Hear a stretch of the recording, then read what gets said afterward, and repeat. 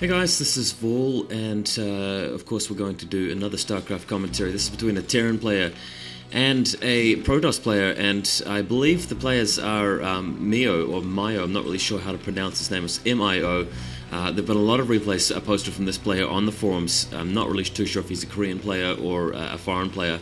Didn't really read into it, but I read some good reviews of this replay, so I thought I'd check it out. Haven't done too much StarCraft lately, and I'm really keen to get back into it on a regular basis. Obviously, the StarCraft 2 beta is around the corner, according to hype. Might even come out this month if we're really lucky.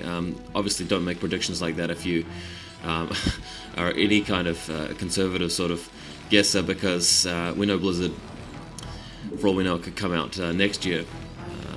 Really hard to tell, but they have been pretty promising as far as updates. Anyway, his opponent for this game is KH from their 3.33 clan, so definitely a Korean player there. Will be interesting to check out. We are on Heartbreak Ridge, which is a jungle map, and hasn't actually appeared in any of my commentaries before. This is a map which has been used in the Korean tournament scenes for a little while now. It's not too old or too new. It's one of the newer maps, I should say. But at any rate, we've got barracks down for the Terran player as well as gateway down, so no proxies or anything. We're going for the assimilator on 12 there. So yeah, nothing cheesy. Protoss player actually scouting straight through the center of the map, just in case. I guess he wants to make sure that he's not cross map. That's one of the reasons for just heading straight across to your opponent. Whereas the Terran player, as you can see, is just going directly around clockwise. Or on the other hand, maybe not. We'll see where he goes momentarily. You can't really build too easily out into the middle of the map, so it's not too easy to do any kind of proxy cheese. But here he goes. SCV player, Terran player with SCV heading up to the top left. His Protoss opponent doesn't scout it in the bottom right and is heading in the worst possible direction up to the top right of the map, so he's actually taken the longest possible route to get to his opponent because of that scout, whereas his opponent has actually gone directly to his... whereas the Terran player has gone directly to the Protoss base without really going through to the other side, and has in the meantime just checked through the center here, as you can see, and has got some early scouting going on. We can see the assimilator, sorry, not the assimilator, the cybernetic score going down straight away, so it's straight into Dragoons. And we'll see what the Terran player decides to do. Just a single factory so far, of course. It's taken SCVs off gas. And yeah, it looks to be so far a pretty standard FE build, fast expansion. That's what I was getting at. Didn't really mean to say FD. FE is a bit more what it's probably going to be about. Range. Oh, he's upgrading starship weapons. That's actually air weapons that he's upgrading there. There's a nice trick that Protoss players sometimes pull. That is a trick, of course, making the Terran player think that he's upgrading range, whereas the air weapons is actually much cheaper than range to upgrade. So you can cancel it once the SCV leaves your base. Unless it's a mistake and he's upgrading this completely due to a misclick. I doubt it. I mean, good players know the hotkeys, wouldn't really make mistakes. Yes, he's cancelled it. Now you can see him adding the Citadel of Adun and the robotics facility, so we can see that this is going to be a Dark Templar drop, most likely. In fact, you can be absolutely sure it's going to be a Dark Templar drop, given that kind of opening. Very interesting. That's one of the older tricks in the book, the cancelling of the air weapon upgrade. Haven't seen that one in a while. It's quite dirty and low down. Terran player, poor old Terran player, is going to be landing a command center over here. Usual timing. He's going to do it fairly quickly, but he's going to have a DT drop coming in straight through. The shuttle, is going to just come down here and land at the back here. It's probably going to take him a while to get any sort of turrets up, especially with this expansion. I mean, he'll get them up. There'll be reasonable timing. It's just that there'll be a very small window of opportunity for the Dark Templars to come in and whack the turrets if they're out of position, and if his forces are out of position to try and take it out. We'll see. Not even going for mines. Wow. So upgrading siege. Now that means that if the Dark Templars hit his base, what you're going to see there is that he'll have no mines to even try and hit the Dark Templars with. It's just going to be siege. So it's going to be very difficult for the Terran player to deal with those Dark Templars if he doesn't get his turrets up in time. and we're now on the lookout for an eBay. It's going to be an academy instead, so very interesting. The thing here is that the academy obviously gives you scan, and it's going to have scan on both command centers, I guess. Looks like we're fair way off from getting any Dark Templars just yet. Probably in about a minute's time, he'll be able to drop into the Terran base. And how long are those comsats going to take? A little while. The thing is, you're only going to have one comsat each for both of those command centers.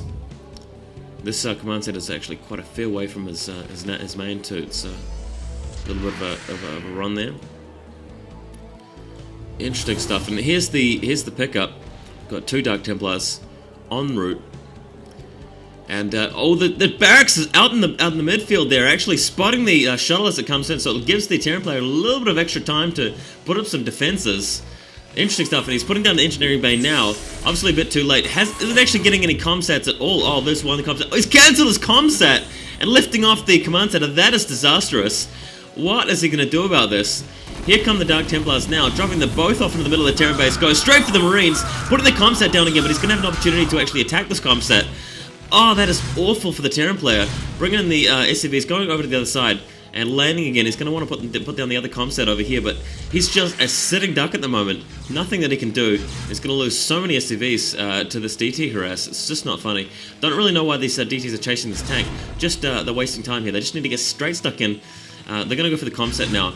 But little do they know that another comsat's being built over there. Well, they actually probably do realize that. But if I were this Protoss player, I'd probably be trying to hit the SCVs and just get as much done to the economy as possible while expanding. And the Protoss player is actually catching up on economy as we speak. He's going to have that expansion, and he's going to have more gateways. So this is definitely a Protoss favorable advantage here. And attacking from the front with more DTs and Dragoons, that is awful.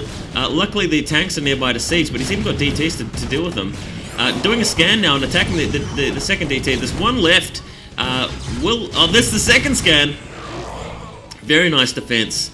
And even had a turret back here, so very well played. And has he managed to deal with this DT? No, he hasn't.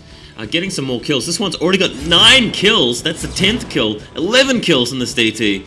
So that is amazing. This is a really awful situation for the Terran player to be in. Still only on 2 factories, of course, and very low on minerals. Not able to produce troops consistently. He's got his main door covered, and he's just scared this other Dark Templar away. But the problem is that he's up against this Protoss opponent, just now getting the singularity charge, but observatory going down as well, and killing a bit of a scout. It's going to be a bit of a rough ride. And here comes the response. The Terran player moving out now with tanks and vultures, going to try and just get his own back on the Protoss player. I'd actually hope that he'd build in a turret around about here. Just wait for it. This SCV. There we go. Perfect prediction by Wall. Turret goes in. That's just so that no further DTs can come in. And indeed, we've got a second dropship with 2 more DTs, and that turret should be up in time. He'll have that 1 tank. He's got some more vultures coming, so this should be okay. But in the meantime, sitting up in front of the Protoss door, looks like we're going to be able to wall in with a turret there. And this shuttle just hanging out. It's going to go in the back. And I don't think it's going to do too much damage. Just going to have a quick look here. Missile turret. Yeah. And he's even got the tank, so it's going to get a shot off. Bam! 1 DT takes a whole load of hits, and now there's another turret around. Very nice placement of these turrets. But in the meantime, the Protoss door is under siege as well, so very good harassment by our Terran friend here. I'm not going to mention his name, it's just, I'll probably get his name wrong every time I try to say it, but this is actually quite aggressive stuff, this counterplay here. Makes the Protoss player pay for really getting, wasting a lot of troops on his attack, and not really having too much to defend with, and wow, those mines going off, really doing a lot. Still 3 tanks in the front door, and he's able to siege up. It's a good thing he's got this bunker here to give him vision. It's a shame that he didn't complete it, otherwise that Marine would be sitting pretty there. In the meantime, I think we've taken out that DT which was hanging around in the Terran base, so looking kind of strong, and his economy's really gotten back off the ground. He didn't quite lose as many SCVs as it might have seemed. And at this point, really making the Protoss player pay dearly, but the Protoss player trying to move out now, and it's going to be able to take out this tank, I'm sorry to say. Heavy casualties, unfortunately, but the Protoss player, again, looks like he might be taking the advantage back. I love it how that turret there, taking out the observer, well, not quite taking it out, but threatening it for a bit. Got some mines to stall him. Probably going to lose the barracks here. Enough Dragoons shooting it. Will it be taken into the red? We'll see in a second. Hasn't quite been taken it, and I think that barracks is safe for now.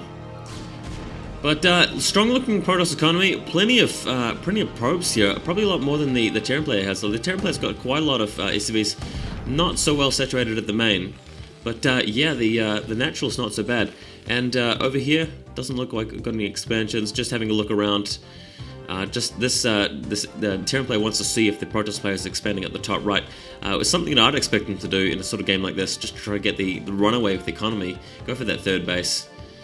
But he hasn't chosen to do that yet. Really wants to, well, I say that, but he's taking, yeah, sorry, I'm a bit muddled right now. He's taking the Nexus back at home, as you can see. And that